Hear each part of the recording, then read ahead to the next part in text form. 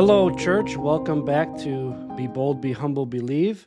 It is just me today, but we just celebrated Mother's Day, and I hope that you had a wonderful Mother's Day. The flower service here at FBC and everything was beautiful. We had a great time. The interesting thing about Mother's Day, there was $34.1 billion spent on mothers on that day, or for Mother's Day. And so those gifts and such, I'm sure, were well received. It's a great holiday. But of course, Father's Day is right around the corner and coming up, and we don't want to forget about that. Of course, mothers mean so much to us, and they really are the mother's love and all that, and that's very important. But it does take two for that family. And for kids, they need mom and dad. And so I'm going to focus a little bit here on the family. And we're going to talk a little bit about some things that I've noticed, some things I've studied, worked out, read, and that I've found out that work, and some things that don't work, and some traps that we have fallen into as parents. And I know I've fallen into these traps, and I've had to recover from them. I've had to go back and apologize to my kids, and I've had to come back to my wife, and we've talked like, hey, we need to change this strategy, and we need to come up with a better game plan for this or for that as our kids grow. And now that we have teenagers now for the last few years, and so I just want to start off with this statement. If you're teaching something that's contrary to what is taught in the Bible as a Christian, confusion is the result, and when you try to go back and correct that confusion, rebellion is what takes its place.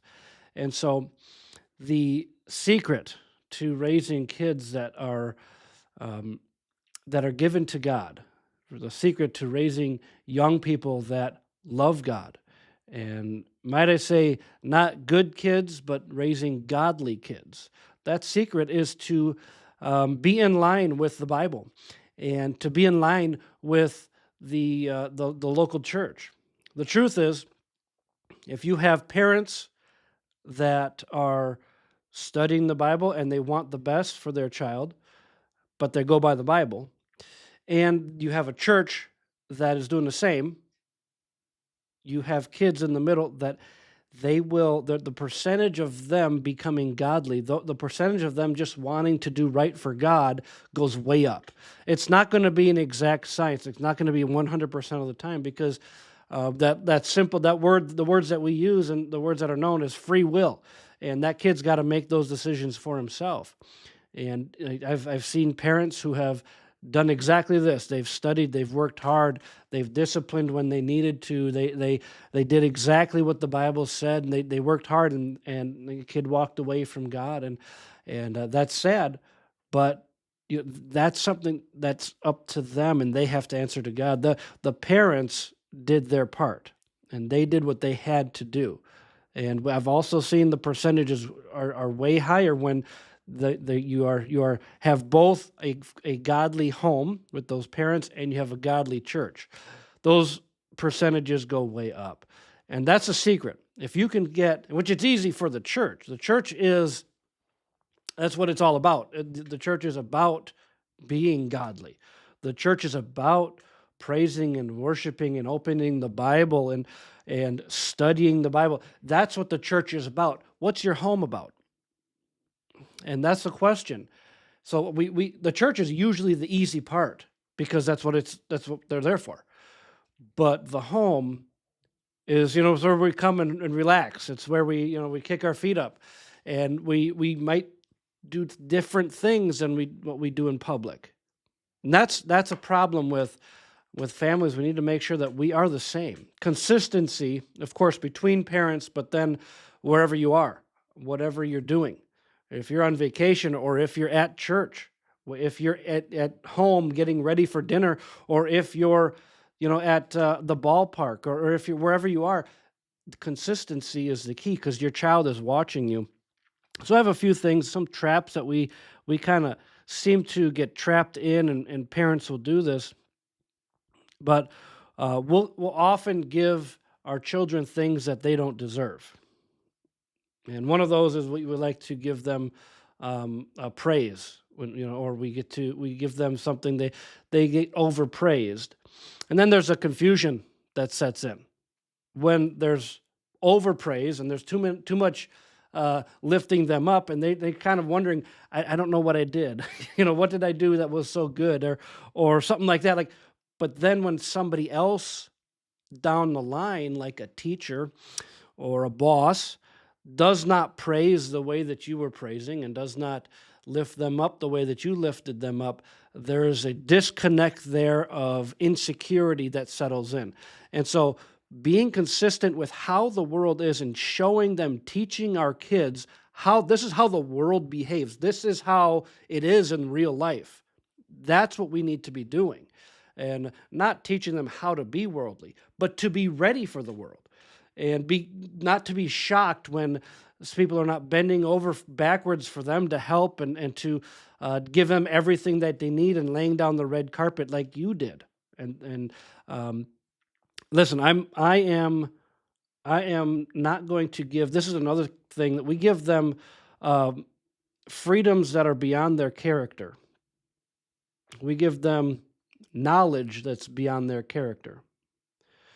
Meaning, okay, and it's funny because in some areas we're like, hey, we're super protective. Okay, they have to have shin guards if they're playing soccer. You make sure that they have all the cleats and all the equipment, or if they're playing hockey or whatever, football, you make sure they have all the top of the line equipment and protect them and make sure they're good. Hey, you can't cross the street until you're this old or whatever. But then at the same time, when they're like 8 or 9 years old, we hand them a phone with no restrictions or anything, or we give them an Xbox or PlayStation and a TV in their room, and there's no restrictions, there's no punishment or a teaching that goes along with that. And so unfettered freedom goes the way to hurt our children. And so we need to be careful with how we treat them and in that likeness of knowledge. And there needs to be a consistency in that area. And us handing over freedoms just willy-nilly, that will result in somebody overstepping. And the truth is this: I pray, and I hope that I never have to. And I have, well, we already have.